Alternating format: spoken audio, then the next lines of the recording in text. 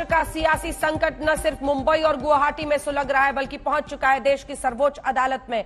बताया जा रहा है अब से कुछ ही देर में सुनवाई की शुरुआत होगी और खास इंतजाम इस बार इस बात के किए गए हैं जो कोविड के वक्त पे भी किया गया था, और वो ये है कि लिंक से वकील अगर बाहर से हैं तो वो जुड़ सकते हैं। हरीश साल्वे जो कि एकनाथ शिंदे गुट की सुनवाई करेंगे वो लंदन में है, वहां से जुड़ेंगे।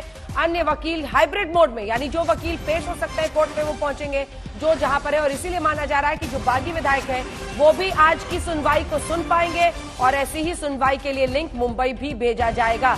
आइए आपको लिए चलते, आज शाम कार्यकर्ताओं को संबोधित करेंगे उद्धव ठाकरे। बताया गया है शाम 6 बजे वो कार्यकर्ताओं को संबोधित करेंगे। एक तरफ कानूनी लड़ाई, दूसरी तरफ आप देख रहे हैं चरम पर है इस वक्त सियासी जंग।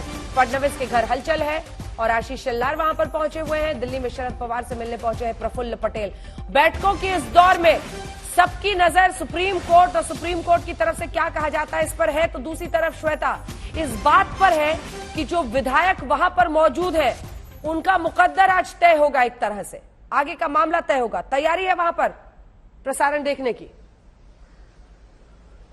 तैयारी है यहाँ पर अंजना, और इसके साथ ही ये भी हमें समझना होगा कि भले ही भारतीय जनता पार्टी राष्ट्रीय तौर पर एक अलग रुख रखे और वहां पर शांत रहे, यहाँ पर भले ही हेमंत बिस्वा शर्मा यहाँ पर इस होटल पर नहीं आए, लेकिन प्रतिदिन ये नियम से एक न एक मंत्री असम सरकार की तरफ से जरूर यहाँ सवेरे से लेकर रात तक का समय व्यतीत करता है। अमूमन अशोक सिंघल जो कि बहुत विश्वस्त हैं हेमंत बिस्वा शर्मा के, उनके मंत्री हैं, वो यहाँ पर जरूर आते हैं और सवेरे किसी समय वो दाखिल होते हैं और रात के समय निकल रहे होते हैं। यानी भारतीय जनता पार्टी भले ही बाकी जगह पर एक चुप्पी साधे रहे और कहे कि हमें नहीं इस बारे में कोई टिप्पणी करनी है, लेकिन कम से कम जहां तक गुवाहाटी का सवाल है तो यहां पर संपर्क साधा गया रहता है हमेशा। हालांकि आज तो सबसे ज्यादा अहम हो जाएगी दिल्ली की गतिविधियां, जिन्हें यहां से देखने का प्रयास किया जाएगा। अंजना, बिल्कुल। जल्दी से मुंबई एक बार चलते हैं और संजय भी हमारे साथ जुड़े हुए हैं। मौसमी, जल्दी से कमेंट। वहां उद्धव ठाकरे एक बार फिर से आज कार्यकर्ताओं को संबोधित करेंगे। पिछली बार इमोशनल कार्ड उन्होंने खेलने की कोशिश की थी, एक बार फिर से, और अब हम देख रहे हैं कि बहुत ही अग्रेसिव स्टैंड। संजय राउत की जुबान आप देखिए, अब वो पोस्टमार्टम, जिंदा लाशें, शव, ये सब पर उतर आए हैं। उद्धव ठाकरे आज संबोधित करके एक बार फिर से कुनबे को एकजुट करने की कोशिश करेंगे।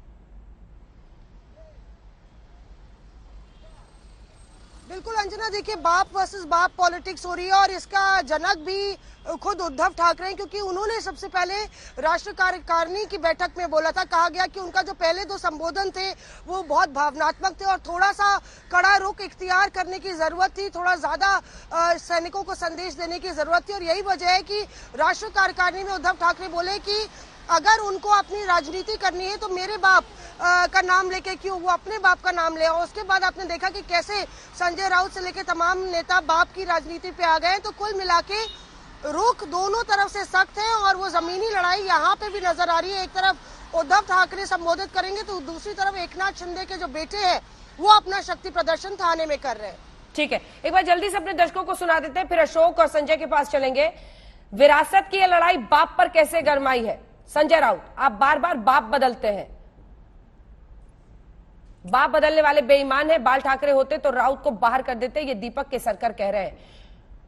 संजय राउत, आप बार बार बाप बदलते हैं, ये मां महिलाओं का अपमान है, ये दीपक केसरकर एकनाथ शिंदे गुट के विधायक ने कहा है। तो किस तरह की जुबान पर ये पूरी सियासी जंग पहुंच गई है वो आप देख ही रहे हैं। संजय, जैसे ही कोई हलचल हो सुनवाई को लेकर आप मुझे प्लीज बताइएगा, फौरन आपका रुख करेंगे। जल्दी से अशोक, इस पर आपका एक कमेंट। और ये बार बार एनसीपी भी जस्टिफाई कर रही है और देखिए मुझे लगता है मौसमी भी मुझसे सहमत होंगी, उद्धव ठाकरे बहुत ही इमोशनल कार्ड खेलने की कोशिश कर रहे थे, क्योंकि उन लोगों के लिए आखिरी यही कोशिश थी कि शिंदे मान जाए। लेकिन जब ऐसा नहीं हुआ, शरद पवार के साथ जो संजय राउत की बैठक हुई और संजय राउत ने फोन पर उद्धव ठाकरे से भी शरद पवार की बात कराई, उसके बाद से पार्टी बहुत ही अग्रेसिव है। रोज एनसीपी के भी जो हमारे साथ प्रवक्ता जुड़ते हैं लाइव, वो यही समझाते हैं कि ये तो तासीर है शिवसेना का, उनका मिजाज ही गर्म है, वो तो ऐसा ही करते हैं, और हिंसा को इस नाम पर जस्टिफाई किया जा रहा है। अशोक, बिल्कुल अंजना, इसमें कोई दो राय नहीं है। इमोशनल कार्ड जब काम नहीं आया तो शिवसेना अपने अंदाज पर सड़कों पे उतर गई, तोड़ फोड़ पे उतारू हुआ गई। जो पुराना उनका तेवर रहा है, जो उनका पूरा अंदाज रहा है, उसको देखते हुए उन्होंने टारगेट किया जो बागी एमएलए से, उनके दफ्तरों को, उनके लोगों को, और उसके बाद आरोप प्रत्यारोप, ऐसी भाषा बाप, जिंदा लाशें, ये तमाम चीजें शिवसेना उतर आई। और बाप, ये कहा गया कि हमारे बाप का नाम इस्तेमाल मत कीजिए। संजय राउत ने भी कहा, उद्धव ठाकरे ने भी कहा, संजय राउत ने कहा कि हमारा तो एक ही बाप है, उनके कई बाप है, दिल्ली में है, नागपुर में है, गुवाहाटी में, सब जगह उनके बाप है, हमारा एक बाप है। क्योंकि ये हुआ सिलसिला इसलिए क्योंकि जो एकनाथ शिंदे गुट के लोगों की तरफ से बयान आया कि हम शिवसेना बाला साहब ठाकरे करके गुट बनाएंगे, हमारी जो गुट होगा वो एक नया नाम देंगे पार्टी का या गुट का। उसके बाद से उधर से टारगेट करना शुरू कर दिया कि आप कैसे जा सकते हैं। इलेक्शन कमीशन में जाने की बात हुई कि ये इस्तेमाल नहीं कर सकते क्योंकि शिवसेना बाला साहब ठाकरे की शिवसेना है, वो दूसरे को अधिकार नहीं है। उसके बाद से एकनाथ शिंदे गुट भी डिफेंसिव हुआ, उन्होंने कहा कि नहीं, हम तो शिवसेना में है, हमारा वही गुट है, हम तो बाला साहब ठाकरे की जो फिलोसफी है, जो विचारधारा हिंदुत्व की, उसकी लड़ाई लड़ रहे हैं। लेकिन उसके बाद ऐसा सिलसिला चला बाप को लेकर के, वो अभी तक थमने का नाम नहीं ले रहा है। और सड़कों की लड़ाई पे शिवसेना उतर आई, चाहे वो आदित्य ठाकरे हो, उन्होंने भी अग्रेसिव भाषा अपनाई। और संजय राउत को तो कहना था कि शिव सैनिक हमारे सिग्नल का इंतजार कर रहे हैं कि हम, बिल्कुल, वो चाहते हैं कि हम उनको कहें और वो आग लग जाएगी सड़कों पर। उसके बाद से अंजना, ये कहा था संजय राउत ने, ऐसे बयान आए कि बिल्कुल बिल्कुल बिल्कुल। जल्दी से एक बार संजय, बिल्कुल, कितनी देर में हम सुनाएंगे संजय राउत और गोगावले जो एकनाथ शिंदे गुट के हैं, दोनों की बयानबाजी सुना देते हैं दर्शकों को। लेकिन उससे पहले जल्दी से बताइए, फर्स्ट हाफ में होगा नहीं होगा सुनवाई की शुरुआत? अभी तक आइटम नंबर 5 चल रहा है और यह आइटम नंबर 35 है, यानी अभी 30 केस मुकदमे और सुने जाने हैं, इसके बाद उसका नंबर आएगा। तो ऐसे में मुझे लग रहा है कि शायद अभी आधा पौना घंटा तो आराम से लगेगा।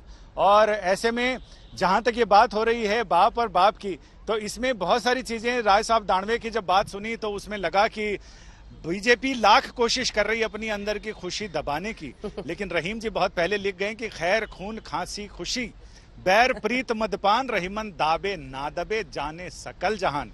तो ये भी सही है कि ये लड़ाई, ये हमें शुरू के दिन से लग गया था कि इस लड़ाई को यहां आना है। और इसके बाद अगला इसका चरण होगा चुनाव आयोग, जहां ये पार्टी के निशान प्रधान और विधान पर अपनी मुहर लगाएंगे, यानी अपने कि हम असली शिवसेना है इसलिए हमें दिया जाए। तो वहां भी हमें ऐसे ही खड़ा होना पड़ेगा इस गर्मी में। मुंबई में भले बारिश हो रही हो, लेकिन यहाँ सियासी गर्मी का पारा चढ़ा हुआ है और जो आपसी रिश्तों की तलखियां और उमस है वो भी यहाँ पर महसूस की जा रही है।